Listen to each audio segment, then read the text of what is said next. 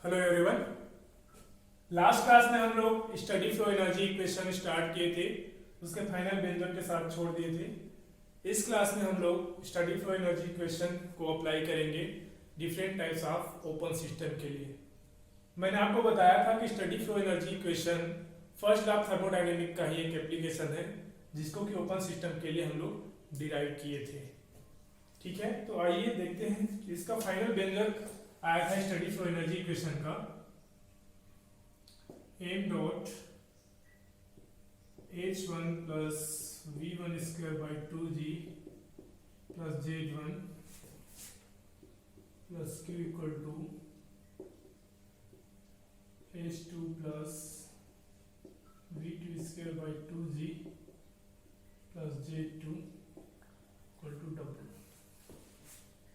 ये था steady flow energy equation. इसको अप्लाई करते हैं different types of open system. पहले मैं लेता हूं बॉयलर।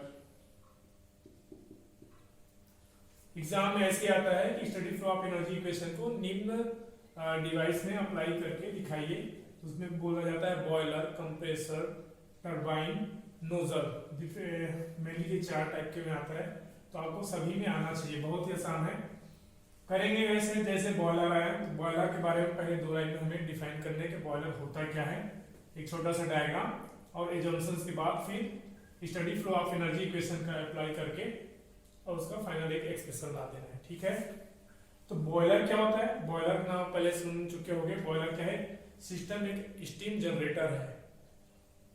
बॉयलर को हम एक सिंपल डायग्राम से एक्सप्लेन करने की कोशिश करता हूँ।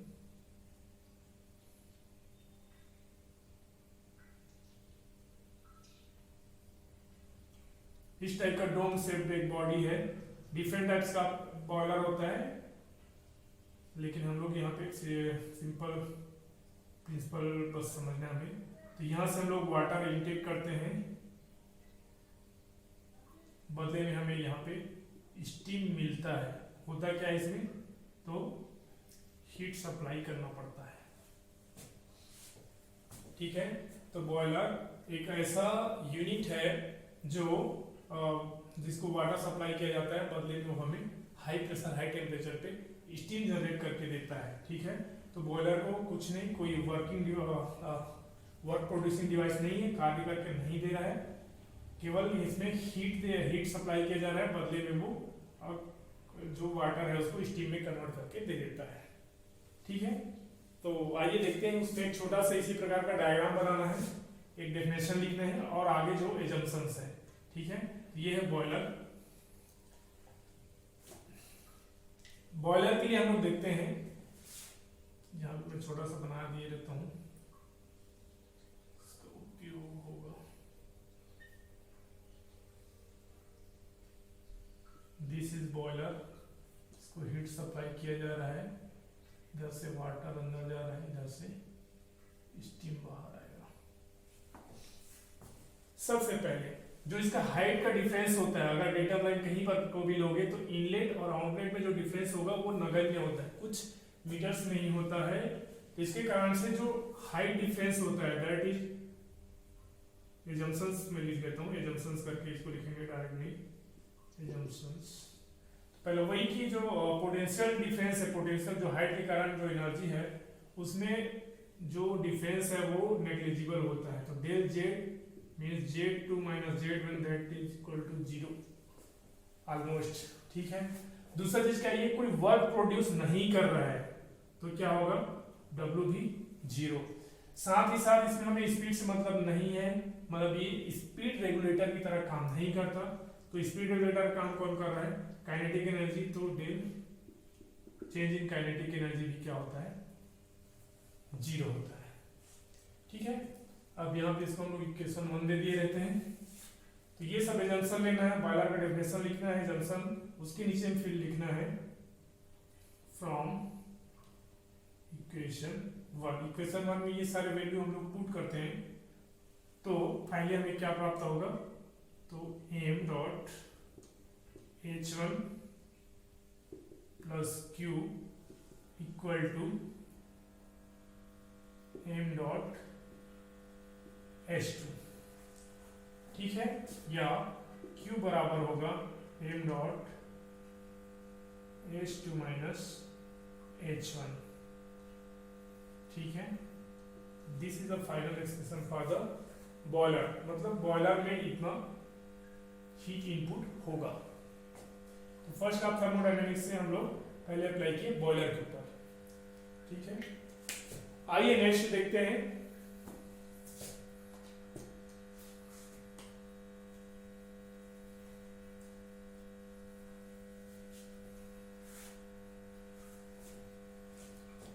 सेकेंड नंबर में हम लोग देखते हैं नोजल। नोजल, तो नोजल क्या होता है? एक सिंपल कन्वर्जिंग और डाइवर्जिंग ट्यूब होता है, कुछ इस प्रकार से होता है, जो कि जिसका बाहरी भाग इस तरह प्रकार इंसुलेटेड रहता है। ठीक है, इधर से स्पीड V1 से आएगा फ्लूइड और यहां से V2 से निकल जाएगा।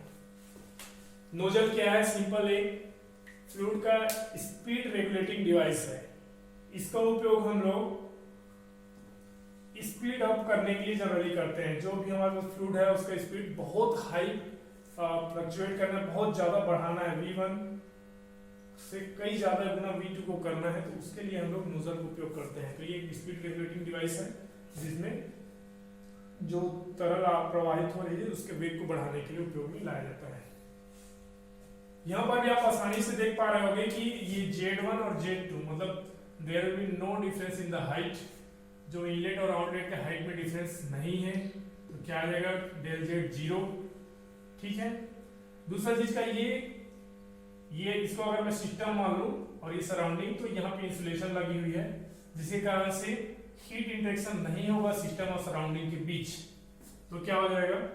Q का मान भी क्या हो जाएगा? 0। साथ ही साथ इससे किसी भी प्रकार का हमें वर्क नहीं मिल रहा है, ये मेनली स्पीड रेगुलेटिंग डिवाइस है, तो वर्क भी नहीं मिल रहा है, तो W भी क्या हो जाएगा? 0 हो जाएगा। ठीक है, तो भाई इक्वेशन 1 में इसका मान पुट कर देते हैं। तो इक्वेशन फ्रॉम इक्वेशन 1 क्या हो जाएगा? m dot H1 plus V1 square by 2G equal to m dot H2 plus V2 square by 2G। बार स्टडी फ्लो और एनर्जी इक्वेशन को लिखते रहने से अपने आप में याद हो जाता है। तीन ही टाइप का एनर्जी याद रखिए, मास मल्टीप्लाई होता है इनलेट में एक्स्ट्रा में आप हीट सप्लाई करते हैं, बदले में आउटलेट में आपको एक्स्ट्रा में वर्क मिलता है, इतना बस याद रखिए।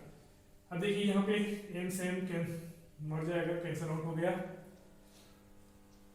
आगे ये भी ध्यान दीजिए, मैं पहले बताया कि it is a speed regulating device, मतलब इनलेट पे कितना स्पीड है उससे मतलब नहीं है। यहाँ पे आउटलेट पे हमें बहुत ज्यादा स्पीड चाहिए होता है, मतलब यहाँ पे क्या होता है, जो V2 है that is very very very high V1, मतलब V1 को हम नेग्लेक्ट कर सकते हैं।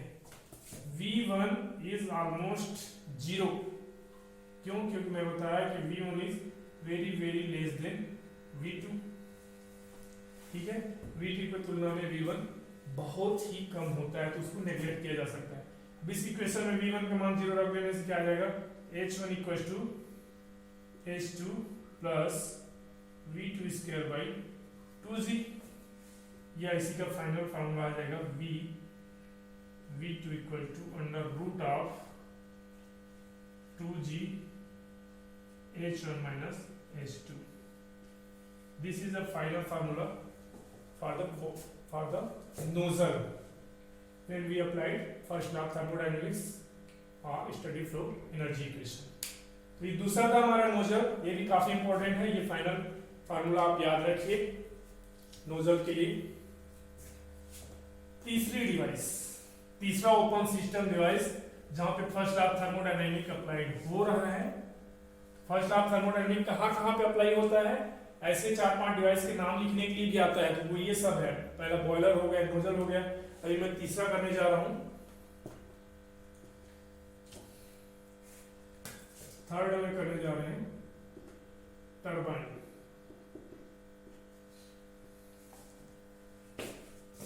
टरबाइन एक वर्क प्रोड्यूसिंग डिवाइस है, इसको सिंपल इस प्रकार से दिखाया जाता है, ठीक है। ये भी जैसे इंसुलेटेड रहता है,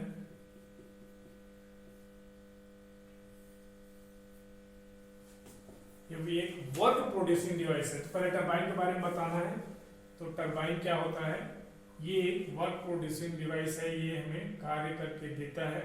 इसमें हाई प्रेशर हाई टेम्परेचर पे प्रेशराइज्ड स्टीम लाया जाता है, जिससे टरबाइन घूमता है, टरबाइन शाफ्ट से कनेक्टेड रहता है, शाफ्ट घूमने लगता है। इस प्रकार से हमें एक मैकेनिकल वर्क प्राप्त होता है एट द आउटलेट। तो ये इनलेट है, मान लो ये आउटलेट है, ठीक है। इसका जो भी फ्लूइड इन कर रहा है, फ्लूइड आउट कर रहा है, और दोनों के बीच में जो एनर्जी में चेंजेस आएगा वो हमें वर्क के रूप में यहाँ पे प्राप्त हो जाएगा। तो यहाँ फिर से देखते हैं, तो एक डेटा लाइन लेंगे, वहां से अगर हाइट में डिफरेंस देखें तो नहीं है, तो डेल जेड इक्वल टू 0, ज्यादा डिफरेंस नहीं है, तो उसको ऑलमोस्ट 0 ले लेते हैं। साथ ही साथ यहाँ पे इंसुलेशन लगा दिए गए हैं, मतलब जो हीट इन्फेक्शन है वो भी नहीं होगा। इसके अलावा स्पीड में रेगुलेशन नहीं होगा, कोई भी प्रकार का स्पीड चेंज नहीं होगा, तो चेंज इन काइनेटिक एनर्जी भी 0 हो जाएगा, ठीक है। अब आइए फ्रॉम इक्वेशन 1 जैसे बाकी में किए, फ्रॉम इक्वेशन 1 क्या हो जाएगा, m डॉट h1 ये 0 ये 0 ये भी 0, क्या बच जाएगा m डॉट h2 ये 0 ये 0, तो क्या बच गया वर्क।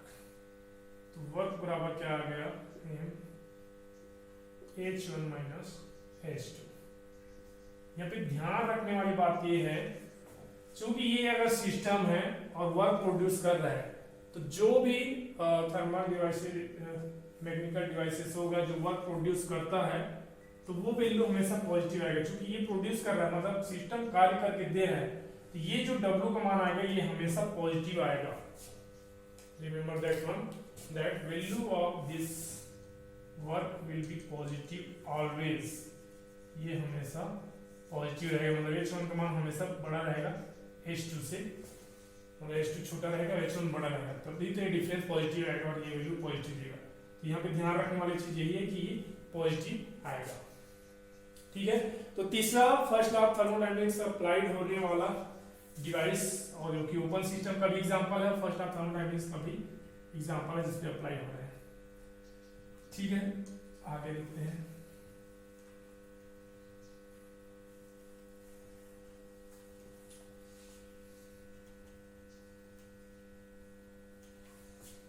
अगला डिवाइस, अगला चौथा नंबर है कंप्रेसर। हाँ, वही वाला कंप्रेसर जो आप लोग सोच रहे होंगे। कंप्रेसर मतलब जहां पे आप अपने बाइक में या साइकिल में हवा डलवाना चाहते हो, ठीक है। मतलब किसी भी चीज को, फ्लूइड को बहुत कम एरिया में कंप्रेस कर देना, उसके प्रेशर को बहुत ज्यादा बढ़ा देना, तो प्रेशर काफी ज्यादा बढ़ जाता है, ठीक है। तो कंप्रेसर का मतलब है वॉल्यूम को कम करना और प्रेशर को रेज करना। इसको सिंपल ऐसे दिखाया जाता है, ये जस्ट उल्टा है किसका, इसका इनलेट इधर रहेगा, आउटलेट इधर रहेगा। अभी देखे थे टरबाइन, तो टरबाइन का जस्ट उल्टा है कंप्रेसर। ये हमसे वर्क लेगा, बदले में मतलब वर्क लेगा और इफेक्ट देगा, मतलब वो काम करके देगा, वॉल्यूम को कम कर देगा, इसलिए इसको बोलते हैं कंप्रेशन वर्क। अभी जो टरबाइन कर रहा था उसको बोलते हैं एक्सपांशन वर्क, क्योंकि उसके द्वारा जो किया गया कार्य होता है वो हमें पॉजिटिव प्राप्त होता है, वॉल्यूम बढ़ाता है, वॉल्यूम बढ़ रहा है, ठीक है। तो ये है कंप्रेसर, दिखाने का इनलेट है, आउटलेट है, और ये सिंपल कंप्रेसर, ये वर्क ले। अब इसमें भी देख सकते हैं डेल जेड तो सभी में 0 कर दीजिए, क्योंकि there is no difference between the height of inlet and exit. Inlet और एग्जिट के बीच में कोई हाइट डिफरेंस नहीं है। जैसे ये इंसुलेशन लगा दिखा, इस प्रकार का आइडियाबैटिक वाल दिखा, इसका मतलब क्या होता है, Q भी 0 हो जाता है, ठीक है। और ये कोई स्पीड रेगुलेटिंग डिवाइस नहीं है, इसलिए काइनेटिक एनर्जी भी 0 हो जाएगा। अब फर्स्ट आप जो इक्वेशन 1 है, स्टडी फॉर एनर्जी इक्वेशन, इसमें अप्लाई करते हैं, तो ये क्या आ जाएगा, एम डॉट H1 ये जीरो Q भी जीरो, H2 ये zero W M dot H1 minus H2। अब आप बोल रहे होंगे कि लास्ट वाले में भी तो सेम टू सेम आया था, what is the difference between this two. Turbine और कंप्रेसर के लिए जो steady flow of energy equation apply करने के बाद जो फाइनल इक्वेशन आया है, जो फाइनल परिमाण जो फार्मूला आया है, उसमें कोई डिफरेंस नहीं है, किसी भी प्रकार का डिफरेंस नहीं है, ठीक है।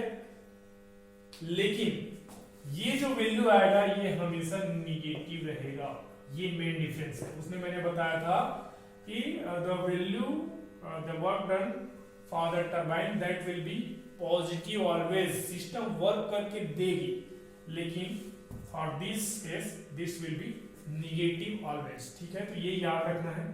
इसका मतलब क्या है, H2 बड़ा होगा, H2 बड़ा होगा, H1 छोटा होगा। उस वाले में H1 बड़ा था, H2 छोटा था, ठीक है। तो फर्स्ट ऑफ थर्मोडायनेमिक्स बहुत ही ज्यादा इंपॉर्टेंट है, ये वाला फार्मूला याद रखिए, डायरेक्ट इसका उपयोग करके न्यूमेरिकल आता है, या फिर आपको आएगा फर्स्ट ऑफ थर्मोडायनेमिक्स को अप्लाइड कीजिए, बॉयलर, नोजल, कंप्रेसर, टरबाइन, इसमें से कोई से 3 दे देगा या किसी को भी दे देगा और उसका आंसर लिखने के लिए बोलता है, ठीक है। Thank you.